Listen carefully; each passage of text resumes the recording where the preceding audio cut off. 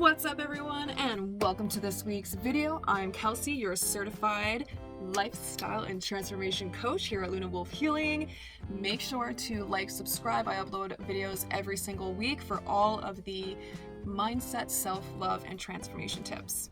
So in this week's video, I want to talk to you guys all about using your voice, okay? Using your voice, sing your song, stepping in to your true authenticity. 2022 was my discover and using your voice year, and so 2023 is going to be my putting it into practice, hence YouTube. So I just thought that it would be a really great video to kind of share with you guys on ways that you can start to really cultivate your authenticity, your voice, get strong and confident in who you are so that you can share it with the world without worrying about the judgmental assholes out there. Let's get started. Okay, so for using your voice, okay, obviously we need to really work through that trauma aspect in our life. Now, if you watched my second YouTube video on how trauma affects adulthood, I am a firm advocate that unfortunately, everyone experiences trauma. I don't think anyone can exit childhood and adolescence without being scathed, even just a little bit. I don't think you can leave childhood and adolescence without one scratch, one bruise. You know what do you catch my drift? This is an analogy, of course. I'm not trying to say we're all in abusive relationships. Anyways, so yes, some people have endured, neglect, physical abuse, sexual abuse, really terrible, awful things. And then some of us, didn't get the attention that we needed or deserved from our parents. Some of us got gaslit from our parents. Some of us, don't even recognize what happened in our childhood that could cause us issues now because it didn't seem big enough.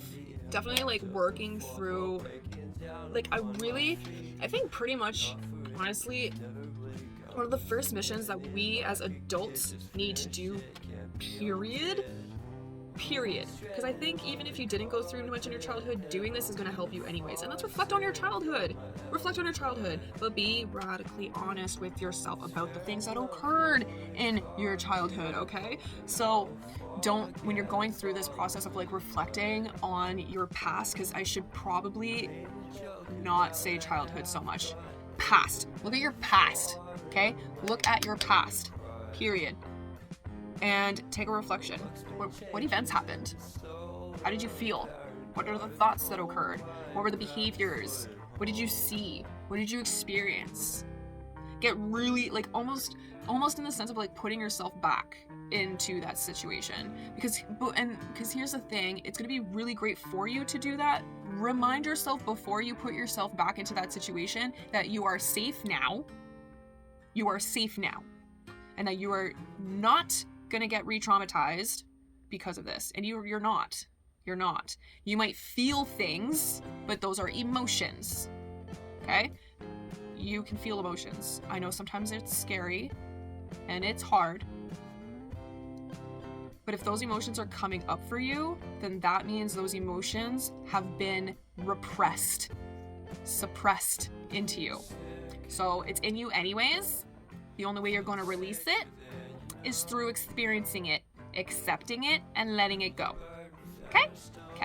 Now, other ways that we want to start to cultivate and get to know, because actually that's the thing, we really should probably get to know our voice before we start to cultivate it and then implement, okay? So for getting to know your voice, as I just said, reflect on your past experiences, get as much detail as you possibly can with all of those experiences. And then when you're reflecting, at least this was my experience, and this has been my client's experience, so I'd be surprised if you had a different experience, but hey, we're all different, so you very well could. And if you do, please DM me, because I would love to learn. When you're going through these reflection processes, you're going to start to pick up on a few things. You're going to start to notice patterns. You're going to start to notice aha moments. You're going to start to notice feelings, like I said earlier, that have been stored. in your body, and you're like, I don't want you there. So yeah, get out, move, get out of here. I don't want you. Because of that reflection piece, there's already going to be healing that occurs within that. But we can take it a step further. So because you've now done some of that reflection piece on who you were, we're going to use past tense, okay? On who you were back then, and you picked up on patterns, you picked up on trends, you've noticed habits, you've noticed thought patterns, you've noticed emotions that were stored up in you that you just didn't like anymore. So now we can start to work through our limiting beliefs, and we can start doing that limiting belief work. I have a video all about limiting beliefs up here, but for a really quick analogy that was also not in this video, I learned it after. So picture your limiting belief, I'm not good enough, limiting belief as a table. Okay? And the 4 legs holding up this table has been evidence that your brain has picked up on, proving to you that you are not good enough. Okay, so this table of I'm not good enough, maybe in grade 4, you tried out for the talent show, but you didn't get in. You're not good enough. Maybe in high school, you studied really, really, really hard for that English exam. You got a bad grade anyways. Not good enough. In your early 20s, you applied for a job, didn't get it, not good enough. And then, you went to go tell your parents about this really cool thing that happened, and they don't really give 2 shits about what you're saying, not good enough. So those are your 4 pieces of evidence. This is obviously just an example. So that would be your 4 pieces of evidence to support this I'm not good enough idea that is going on in your brain, okay? So what you're gonna wanna do, here's the thing. Let me ask you a quick question. I'll even pause for a hot minute here. See if you get it on your own. If you wanted to make a table unsturdy, what would you do? You would take out 3 of the 4 legs, because then the table can't hold itself up, right? So same thing. However many legs your limiting belief has, you want to find as much, if not more, evidence that your brain dismissed throughout your life, because trust me, it's there. Your brain just dismissed it. Because, like I've said multiple times, your brain is taking in millions and millions and millions of pieces of information at every single second of time. So in order for your brain not to overwhelm itself, it filters things out, and it decides, you beautiful organ you, it decides what is important and what's not.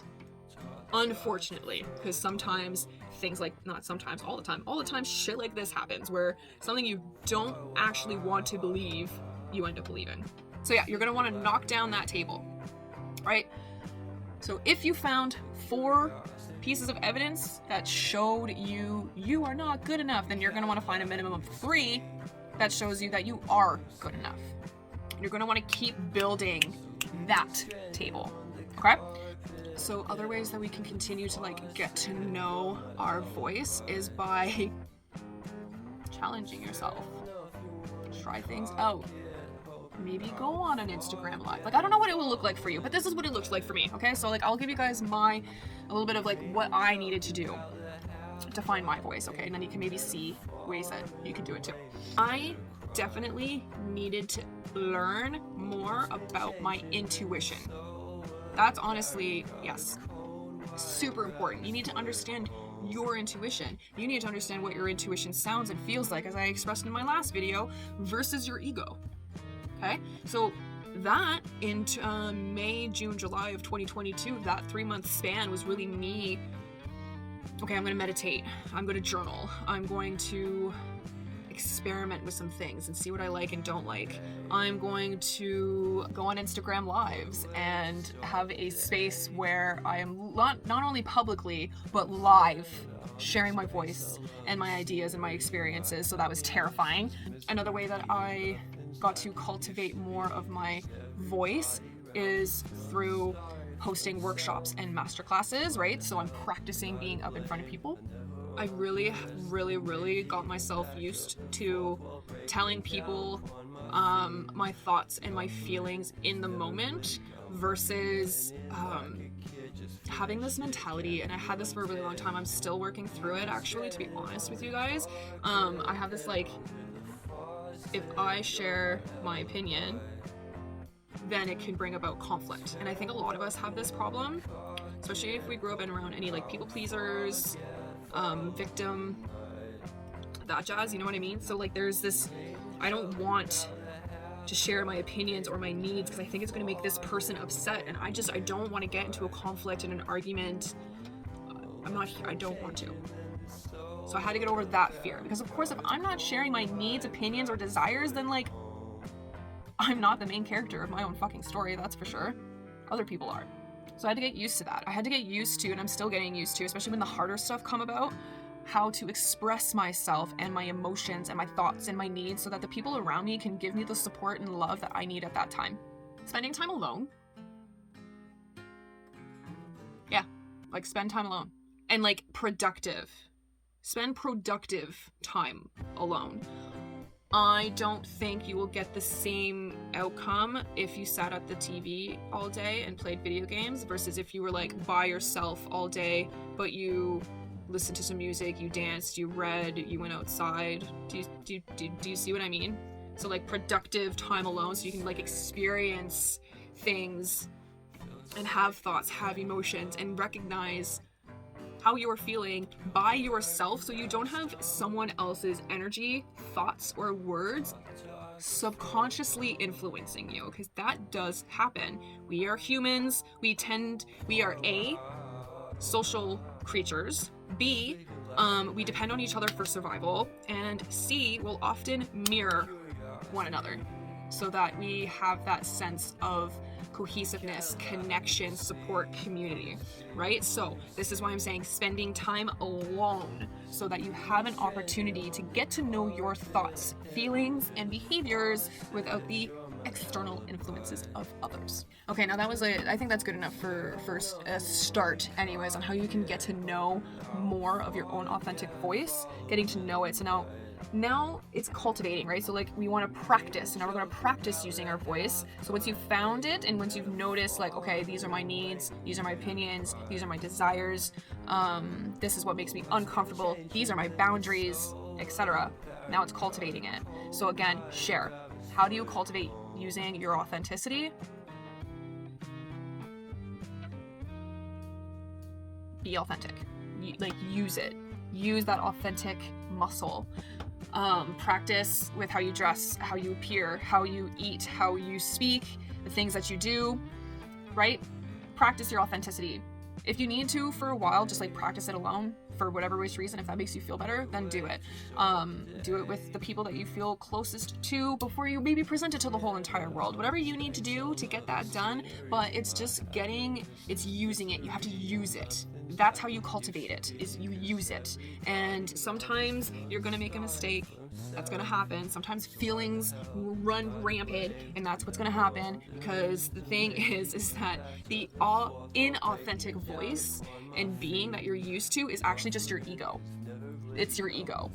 Because your ego is there to keep you safe. So that is what your ego is doing. It's doing all of these things thinking that it's keeping you safe. Whereas your intuition is your inner knowing. It's your authentic self. So like I said earlier, getting to know the differences between your intuition and your ego is going to be really big, right? But you have to start using that muscle. So find ways on how you can do that. Figure out what's going to work for you and what doesn't. Allow yourself to experiment. Allow yourself to make mistakes and try again. Mistakes doesn't mean you failed. Mistakes means you learned. Okay? How do you cultivate your voice? You use it. How do you cultivate your authenticity? You use it. How do you cultivate? Experiment. Try different things. Go out and do different activities. Go out and talk to new people. Literally, I had one of the biggest synchronicities occur on last week of January, beginning of February. I called in some extra cash and I got it. With the extra cash, I was able to go to my coach and be like, hey, another 3 months, me and you, let's go.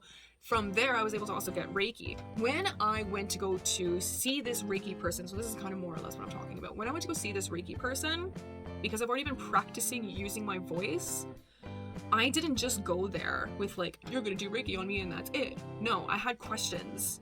And I wasn't afraid to express them. And because of that, because of me knowing ahead of time what I was there for, what I needed to say, what I wanted to learn, I made a friend, okay? I got invited to and became a part of a new group that happens on every single Wednesday, and I got myself into Reiki training that's going to start in May. I'll be certified by July. So because I used my voice, because I knew, even though not too many people understand Reiki, not too many people understand or believe in energy healing, I don't give a fuck. I don't give two shits. If that's you, do you, boo. Cool. But I know, because of the work that I've done and some of the things that I've seen and some of the things that I've experienced, and these things here feel a lot that I just can't really explain, okay? I was like, no, I want to try it. So when I went to my Reiki session and I got Reiki done, I was like, whoa, that's really fucking cool. Not only do I want to try it, I already knew ahead of time that I had this gut feeling of like, this is for you. Not just for you to get done on you, but for you to become an energy healer. That was already in the back of my head. So when I got the Reiki done on me, and I was like, that was an amazing experience. Loved it. Gonna do it on a monthly basis now. I was like, yeah, this is for me. And because I already done that work, I wasn't afraid to go to this stranger and be like, hey, where did you get trained? Right? Where did you get trained? What communities are you a part of? Who do you know? Can you share with me? I had the balls to do that. So that's how you're going to start to cultivate your voice and your authenticity, is by experimenting and trying. And that's it for me in today's video. Make sure to like, subscribe. I upload videos every single Friday. And yes, links in the description box below. I am open to one-to-one coaching. Make sure to get in on that so 2023 can be the best year you've had yet. That's it for me today. I'll talk to you guys next time.